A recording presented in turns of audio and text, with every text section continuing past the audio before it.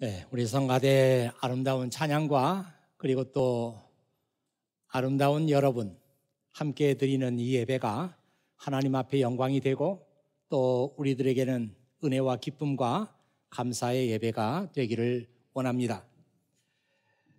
제가 좋아하는 그 영성 신학자 가운데 그 유진 피터슨이라고 하는 사람이 있는데 이분이 Unnecessary Pastor라고 하는 책을 썼습니다.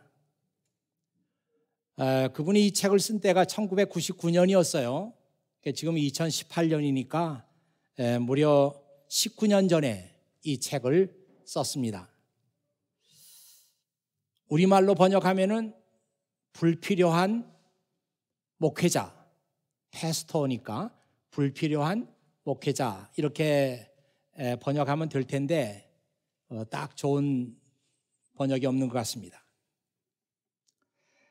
이 책의 내용을 조금만 얘기를 드린다면 지금 화면에 그 얘기가 나가고 있습니다.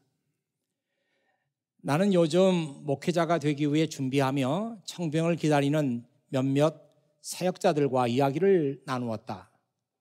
또한 나는 여러 교회들이 그들의 목회자들에게 바라는 요구 사항들을 들으면서 매우 침울한 기분이 들었다.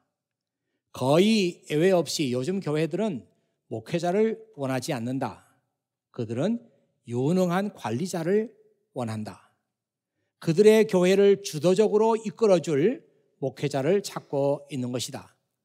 요즘 교회들이 이런 목회자를 찾는 것은 예수 그리스도를 따라야 하는 귀찮은 일을 회피하고 싶기 때문이다. 금방 여러분에게 이해가 되는지 모르겠습니다. 저도 몇 번 읽으면서 그 말을 새겨봤어요.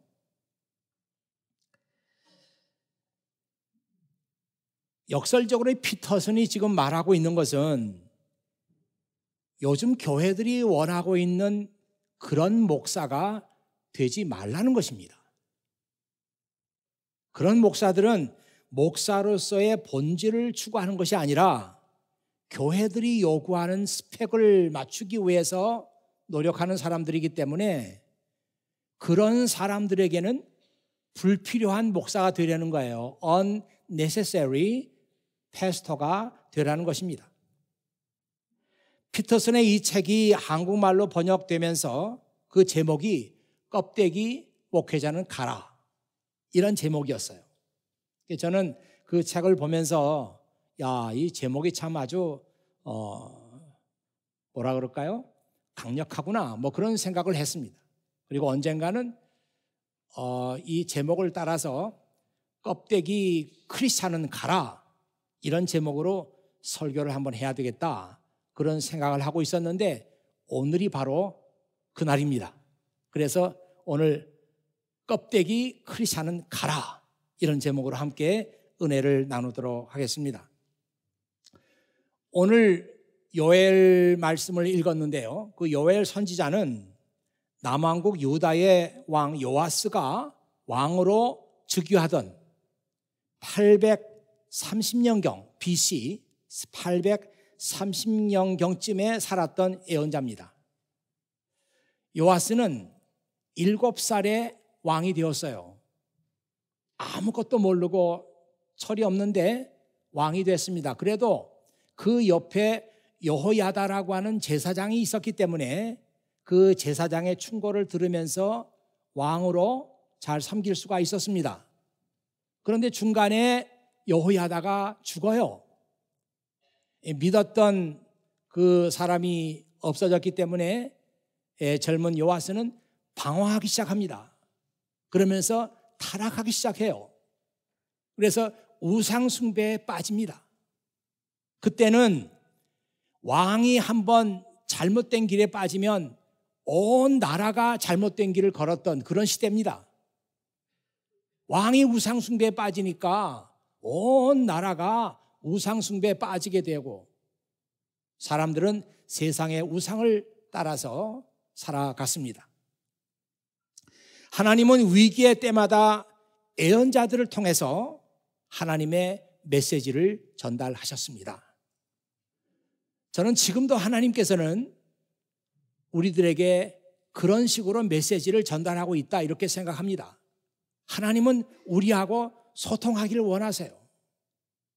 이 구약 시대에는 하나님께서 왕 같은 제사 예언자 같은 사람들을 통해서 그 백성과 소통을 했지만 지금 우리 시대에는 하나님께서 기도를 통해서 자기 자녀들과 소통하기를 원하시고 지금은 하나님께서 성경 말씀을 통해서 그의 자녀들과 소통하기를 원하고 계십니다. 기도하지 않고 성경을 읽지 않는 사람은 하나님과의 소통의 채널을 막고 사는 사람이다. 이렇게 볼 수가 있습니다. 안타까운 것은 요즘 사람들이 기도하지 않는다는 것이죠. 하나님께 생각을 집중하고 나 자신을 돌아보고 조용히 하나님의 말씀을 기다리는 마음의 여유들이 없습니다. 성경을 읽는 것도 싫어합니다. 요즘 사람들은 성경뿐만 아니라 책을 읽지 않습니다. 몇 줄 안 되는 가벼운 읽을 거리 외에는 읽지 않습니다. 책을 읽지 않고 글을 쓰지 않으니까 사람들의 생각에 깊이가 없고 그리고 철학이 없습니다. 요즘에 젊은 사람들은 페이스북에서 인스타그램으로 다 옮겨갔다고 합니다. 인스타그램에는 글을 쓰지 않아도 되고 읽지 않아도 되고 그냥 사진만 올리고 사진만 보는 것이니까 그것이 적성에 맞다는 것이죠. 하나님과 소통의 채널이 막히면 우리는 껍데기 크리스찬이 될 수밖에 없습니다. 누구도 예외가 아니에요. 목사들도 기도하지 않고 성경 읽지 않고 하나님과 소통을 게을리하면 껍데기 목사가 될 수밖에 없고 우리 크리스찬들도 기도하지 않고 성경 읽지 않으면 껍데기 크리스찬이 될 수밖에 없습니다. 누구도 예외가 아니에요. 껍데기 크리스찬은 우리 주님께서도 원하시지 않습니다. 여러분 마태복음 3장 12절에 보면 이런 말씀이 나오죠. 그분은 손에 키를 들고 타작마당을 깨끗이 하여 알곡은 곳간에 두시고 쭉정이는 꺼지지 않는 불에 태우실 것이다. 이 말씀은 세례 요한이 예수님에 대해서 사람들에게 소개한 그런 말씀이에요. 여기 알곡이란 말과 쭉정이라고 하는 말이 대조적으로 나오고 있습니다. 알곡은 grain, 이 곡식을 껍데기를 벗기고 그 얻는 것이 grain, 알곡입니다. 이것은 창고에다 집어넣고 이 알곡을 벗기고 남은 껍데기, 쭉정이는 불에 던져 태운다. 바로 예수님께서 그렇게 하실 것이다. 이 시대를 바라보면서 쭉정이 같은 사람 불에 던져 태울 것이다. 주님은 그렇게 말씀하셨어요. 주인이 원하는 것은 알곡입니다. 껍데기가 아니에요. 불필요한 쭉정이는 다 불에 던져 태우신다고 그렇게 말씀하셨습니다. 아니 이런 말씀 듣고 있으면 그렇죠. 누가 우리 중에 쭉정이 크리스찬이 되기를 원하는 사람이 누가 있겠습니까? 누가 껍데기 크리스찬이 되기를 원하겠어요?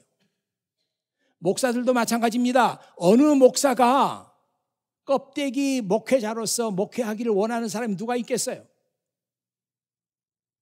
그렇지만 우리가 원하지 않지만 나도 모르는 사이에 우리가 껍데기 크리스찬들이 되어가고 있습니다. 제가 어느 글을 읽다 보니까 그 이반 민톤이라고 하는 사람이 있는데 그 사람이 재미있는 글을 썼어요. 그 글의 제목이 Five Signs a Person is a Nominal Christian. Five signs, 5가지의 sign이라는 거죠. A person is a nominal Christian. nominal Christian이라고 하는 것은 그냥 이름만 가지고 있는 크리스찬이에요. 명목상의 크리스찬, 그러니까 지금 우리가 말하는 껍데기 크리스찬이죠. 어떤 사람이 껍데기 크리스찬이냐? 어떤 사람이 껍데기 크리스찬이 지금 돼가고 있느냐? 5가지 사인이 있다는 거예요. 여러분, 그 5가지 사인이 무엇인지 매우 궁금하시죠? 이 사람 말하고 있는 첫 번째 사인은, 이런 사람들은 하나님과 대화하지 않는다. They don't talk to God. 그들은 하나님과 얘기하지 않아요. 하나님과 기도하지 않습니다. 그런 사람들은 지금 껍데기 크리스찬들이 돼가고 있는 사인이 보인다는 거예요. 정상적인 크리스찬은 이 기도하지 않으면, 하나님을 찾지 않으면 마음에 thirst가 있어요. 마음에 목마름이 있어요. 이게 정상적인 크리스찬입니다. 그런데 껍데기 크리스찬이 돼가고 있는 사인을 보이는 사람들은 하나님을 찾지 않아도, 기도하지 않아도 마음에 목마름이 없어요. thirst가 없어요. 혹시 여러분 가운데 하나님을 찾지 않고, 하나님과 얘기하지 않고, 기도하지 않아도, 아무렇지도 않아 지금 사인이 보입니다. 두 번째는, 이런 사람들은 성경을 읽지 않는데요. They never read their Bible and are biblically illiterate. illiterate이라는 말은 문맹자란 뜻이잖아요. 읽을 줄도 모르고 쓸 줄도 모릅니다. 이게 문맹자예요. illiterate. 그러니까 이 사람들은 뭐 책을 봐도 읽을 생각하지 않아요. 어차피 읽을 줄 모르고 쓸 줄 모르니까 책을 봐도 가까이 하지 않습니다. 크리스찬들 가운데 성경을 보고도 마치 문맹자처럼 읽을 생각조차도 하지 않아요. 그들이 성경 말씀 듣는 것은 주일날 교회 출석해서 목사님들의 설교를 통해서 그나마 몇 구절 듣는 것 외에는 아무것도 없습니다. 대단히 죄송하지만 여러분 가운데 그런 사람이 있으면 지금 껍데기 크리스찬이 돼가고 있는 사인이 보이는 거예요.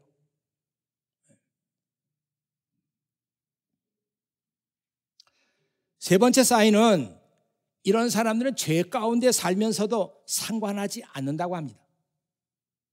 아니, 내가 하나님의 말씀을 어기고 내가 잘못한 것이 있고 그러면 마음속에 죄의식이 있고 이래야 되는데, 지금 껍데기 크리스찬이 돼가고 있는 이 사람들은 자기가 잘못한 것이 있고 죄 가운데 살고 있으면서 불구하고 아무 상관하지 않는다는 거예요. They live in sin and don't care. 그들은 죄 가운데 있으면서도 don't care. 뭐 그게 어때서? 괜찮아. 뭐 다들 그렇게 사는데 뭐 don't care 하는 거예요. 네 번째 사인은, 이런 사람들은 교회에 흥미를 갖지 않는다고 합니다. 아유, 뭐 교회에서 무슨 일을 해봤자 그렇지 뭐. 흥미가 없대요. They have no interest in attending church. 그래서 어쩌다 한 번씩 교회에 나가고 교회 안 가요. 흥미가 없어요.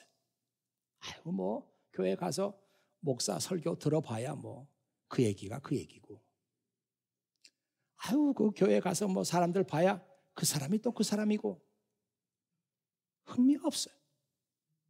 교회에서 무슨 이벤트가 있다고 하고 교회에서 무슨 행사가 있다고 그래도 아유, 흥미가 없어요. 혹시 여러분 가운데 이런 사람들이 있으면 지금 징조가 보입니다. 지금 고치지 않으면은 껍데기 크리스찬이 되고 마는 거예요. 다섯 번째는, 이런 사람들은 마음속에 다른 사람에 대한 미움이 있다고 합니다. They have hatred in their hearts. 그들의 마음속에 다른 사람에 대한 헤이트가 있어요. 미움이 있어요. 증오심이 있어요. 저는 이 얘기를 읽으면서 1번, 2번, 3번, 4번 It's okay. 근데 5번째는 좀 곤란하지 않는가 그런 생각을 했어요. 왜냐하면 우리 가운데 다른 사람에 대해서 미움이 없는 사람이 누가 있어요? 제 마음속에도 미움이 있는데 우리 모두가 지금 다 껍데기 크리스찬이 돼가고 있는 거예요 지금. 참 그런 생각하니까 너무 무서워요. 야, 껍데기 크리스찬이 돼가는 증세 중에 하나가 마음속에 미움이 있다는 건데 바로 나구나. 아니 나뿐만 아니라 지금 다 그런 증세가 지금 보이고 있어요. 무섭죠. 우리가 지금 알곡이 돼가고 있다는 그런 사인이 보인다고 해도 그럴 텐데 지금 껍데기 크리스찬이 돼가고 있는 증세가 누구에게나 지금 다 나타나고 있어요. 지금으로부터 2800년 전에 요엘이 살았던 유대 나라, 그 나라에 지금 껍데기 하나님의 백성들이 돼가는 증세가 보였던 거예요. 사람들은 하나님과의 소통을 끊었습니다.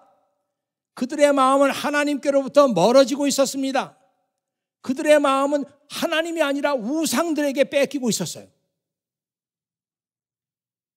말이 하나님의 백성이지 그들은 지금 껍데기 크리스찬들이 돼가고 있었습니다. 그때 하나님께서는 요엘이라고 하는 사람을 불러서 하나님의 메시지를 전달한 거예요. 그것이 오늘 말씀입니다. 지금이라도 너희 온 마음을 다하여 내게 돌아오너라. 금식하고 울며 슬퍼하여라. New Living Translation 바이블에 보면은 이 말씀이 이렇게 나와 있어요. Turn to me now. Turn to me now. While there is time. While there is time.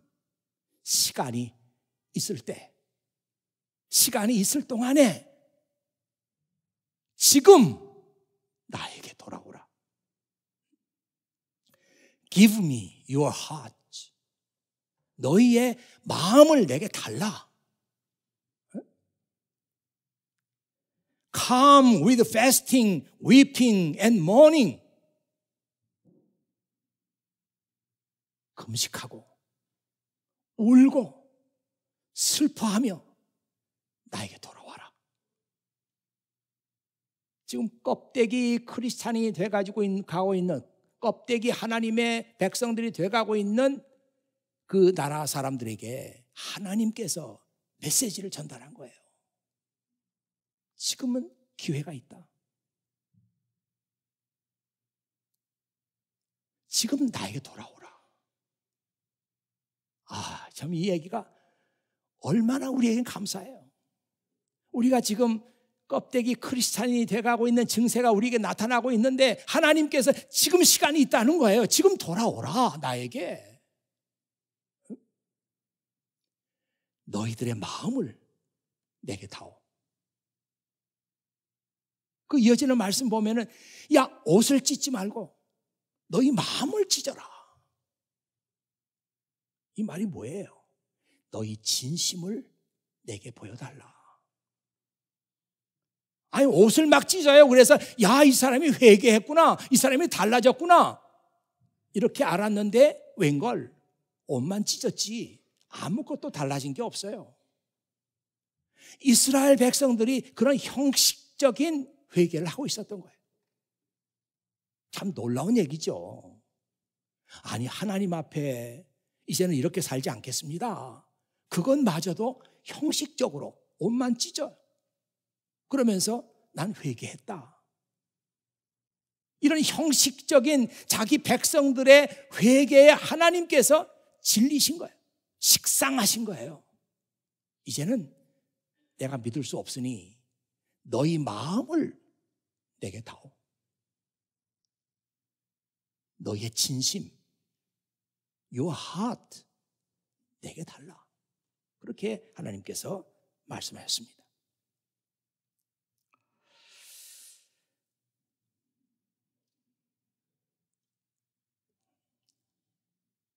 몇 주 전에 이 지역에 있는 후배 목사가 목회를 하는데 창립 4주년이 됐다고 해서 와서 목사님 꼭 축사도 해주시고 또 뭐 좋은 격려의 말씀도 해주십시오.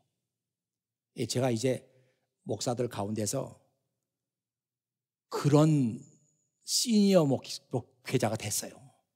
제가 처음에 1986년에 이 보스턴에 왔을 때는 목사들 모임에 가면은 제가 맨 밑이었어요. 그런 때가 있었는데 세월이 이렇게 많이 지나고 이제는 어디 가서 축사를 하게 됐습니다. 그래서 가보니까 뭐 이제 창립 4주년 된 그 위치가 여기서 저 서쪽으로 한참 가서 에머스트라고 하는 곳에 있기 때문에 가는데 2시간이에요. 오는데 2시간. 거기서 머무는 시간 하면은 뭐 하루가 그냥 어떻게 가는지 모르죠. 근데 이 후배 목사가 아주 그 탤런트가 많은 목사예요. 노래 잘하지, 운동 잘하지, 또 미디어 잘 다루지. 아니 뭐 참 멋지게 목회를 하고 있었어요. 가니까 이제 순서지를 주면서 오늘 순서지입니다. 보니까 아주 깔끔하게 잘 만들어 놨어요. 근데 뒷면을 보니까 우리 교회 2018년 표 이렇게 하면서 뭐라고 되어 있냐면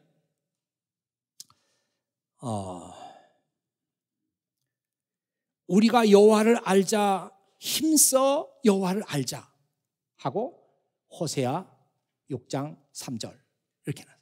2018년 우리 교회 표어는 하나님을 힘써 아는 것이다 이거죠. 얼마나 멋져요. 아마 여러분도 이 성경 말씀을 굉장히 좋아할 거예요.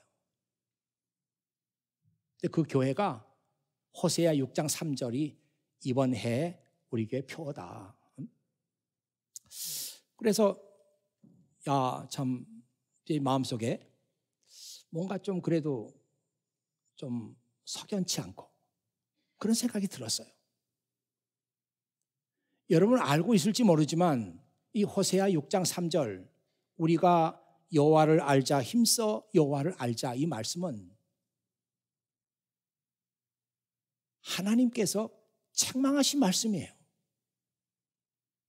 아니 너희들 회개한답시고 여호와를 알자, 힘써 여호와를 알자. 뭐 그의 나타나심은 뭐 이른비와 같고 뭐 이렇게 거창하게 회개한 것처럼 얘기하더니 6장 4절에 보면 내가 너희를 어떻게 하랴.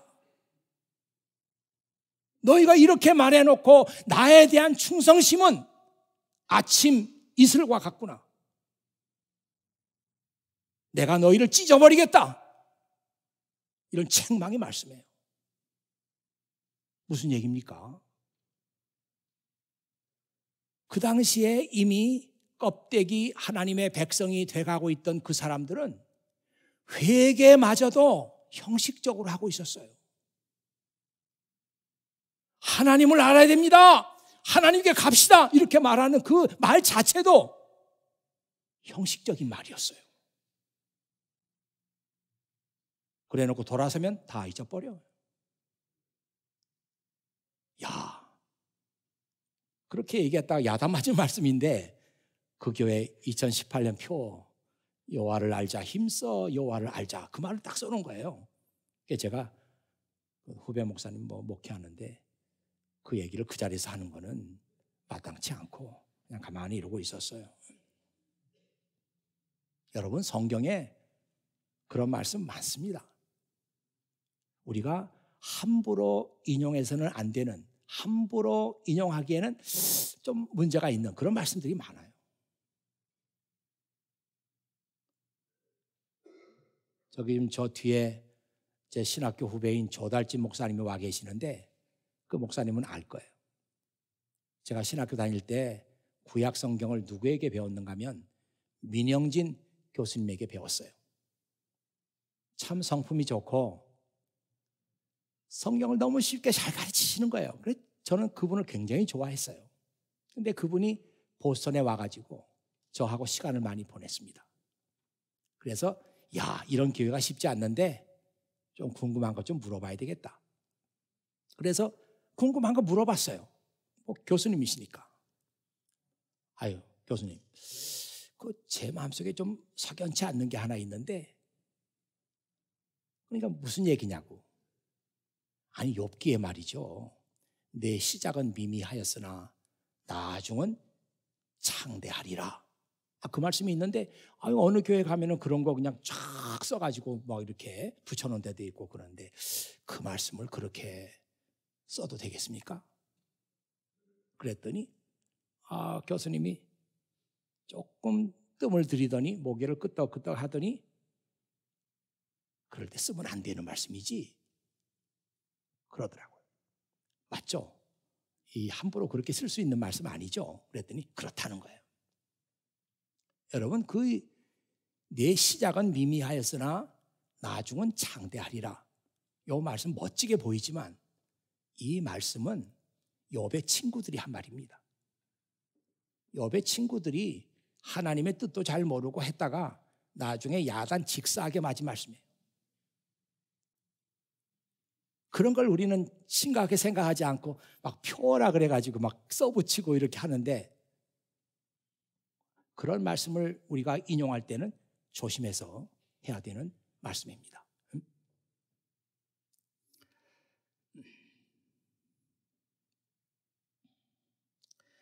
오늘 우리가 껍데기 크리스찬들이 돼가고 있어요. 이런 사인들이 지금 보이고 있습니다. 기도하기 싫어합니다. 성경 읽기 싫어합니다. 하나님과의 소통은 꽉 막혀 있습니다. 우리 믿음 생활에 지금 빨간불이 켜졌어요. 건강에 빨간불이 켜진다 그러잖아요. 아니 혈관이 막혀가지고 혈압은 높아지고 혈액순환이 안 돼요. 이 건강에 빨간불이 켜진 건데 그거 고치지 않으면 언제 쓰러질지 몰라요. 어디 외출하다가 쓰러지면 죽는 거예요. 건강에 빨간불이 켜졌어요. 그러면 우리 믿음 생활에도 지금 빨간불이 켜져 있는데 지금 고치지 않으면 우리는 영영 기회를 잃어버릴지 모릅니다. 그냥 껍데기 크리스찬으로 살다가 죽는 거예요. 한 번도 하나님 앞에 내 진심을 들여보지 못하고 한 번도 진실한 마음을 가지고 하나님을 섬겨보지도 못하고 죽는 거예요. 누가 그런 것을 원하는 사람이 있습니까?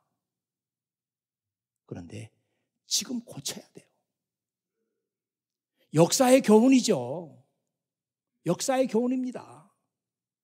2800년 전에 유대 나라에서 지금 우리에게 보이는 똑같은 사인이 나타났는데 그 사람들에게 하나님께서 예언자를 보내가지고 지금 기회가 있으니 내게 돌아와라. 이제는 형식적인 그런 옷 찢는 행위, 그런 회개했다고 하는 제스처만 보이는 그런 일 그만하고 이제는 너희 마음을, 너희 진심을 나에게 달라. 역사의 교훈이에요. 우리가 그 말씀을 잘 들어야 합니다. 지금 뉴잉글랜드에 가을이 오고 있습니다.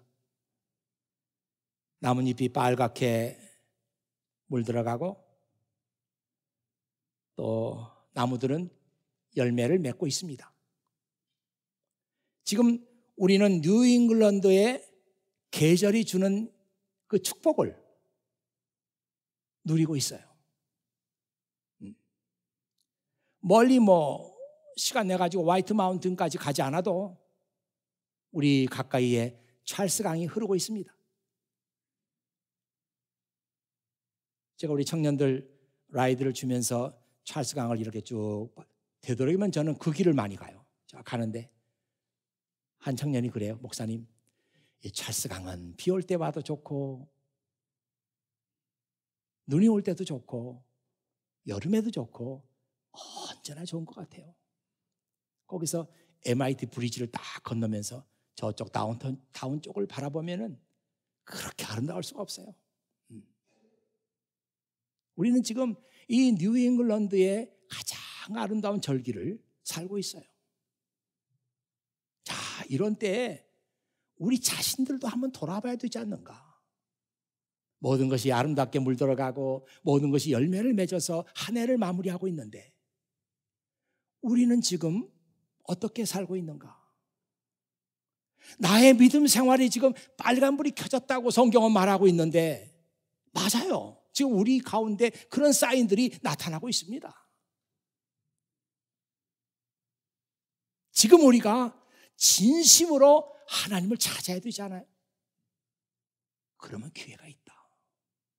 그러면 너희가 껍데기 크리스찬이 아니라 정말 알곡 같은 크리스찬으로서 하나님 앞에 기쁨과 영광을 돌릴 수 있는 길이 있다. 오늘 말씀이 우리에게 그것을 보여주고 있지 않습니까? 하나님과 막혔던 소통을 시작하세요. 지금